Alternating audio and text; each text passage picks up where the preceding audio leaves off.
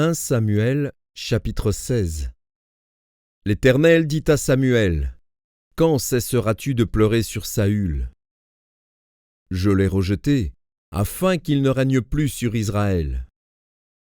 Remplis ta corne d'huile, et va. Je t'enverrai chez Isaïe, Bethléemite, car j'ai vu parmi ses fils celui que je désire pour roi. Samuel dit: Comment irai-je? Saül l'apprendra, et il me tuera. Et l'Éternel dit: Tu emmèneras avec toi une génisse, et tu diras: Je viens pour offrir un sacrifice à l'Éternel. Tu inviteras Isaïe au sacrifice, je te ferai connaître ce que tu dois faire, et tu oindras pour moi celui que je te dirai. Samuel fit ce que l'Éternel avait dit, et il alla à Bethléem. Les anciens de la ville accoururent effrayés au-devant de lui et dirent: Ton arrivée annonce-t-elle quelque chose d'heureux? Il répondit: Oui. Je viens pour offrir un sacrifice à l'Éternel. Sanctifiez-vous et venez avec moi au sacrifice. Il fit aussi sanctifier Isaïe et ses fils, et il les invita au sacrifice.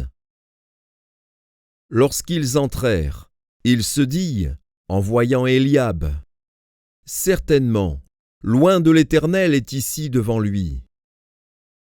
Et l'Éternel dit à Samuel: Ne prends point garde à son apparence et à la hauteur de sa taille, car je l'ai rejeté. L'Éternel ne considère pas ce que l'homme considère. L'homme regarde à ce qui frappe les yeux, mais l'Éternel regarde au cœur. Isaïe appela Abinadab et le fit passer devant Samuel. Et Samuel dit: L'Éternel n'a pas non plus choisi celui-ci. Isaïe fit passer Shamma. Et Samuel dit: L'Éternel n'a pas non plus choisi celui-ci. Isaïe fit passer 7 de ses fils devant Samuel. Et Samuel dit à Isaïe: L'Éternel n'a choisi aucun d'eux. Puis Samuel dit à Isaïe: Sont cela tous tes fils? Et il répondit: Il reste encore le plus jeune, mais il fait paître les brebis. Alors Samuel dit à Isaïe: Envoie-le chercher, car nous ne nous placerons pas avant qu'il ne soit venu ici. Isaïe l'envoya chercher. Or il était blond, avec de beaux yeux et une belle figure. L'Éternel dit à Samuel: Lève-toi, oins-le, car c'est lui. Samuel prit la corne d'huile et l'oignit au milieu de ses frères. L'Esprit de l'Éternel saisit David à partir de ce jour et dans la suite. Samuel se leva et s'en alla à Rama.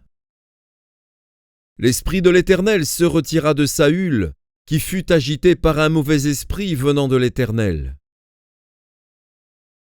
Les serviteurs de Saül lui dirent: Voici, un mauvais esprit de Dieu t'agite. Que notre Seigneur parle. Tes serviteurs sont devant toi. Ils chercheront un homme qui sache jouer de la harpe. Et, quand le mauvais esprit de Dieu sera sur toi, il jouera de sa main, et tu seras soulagé.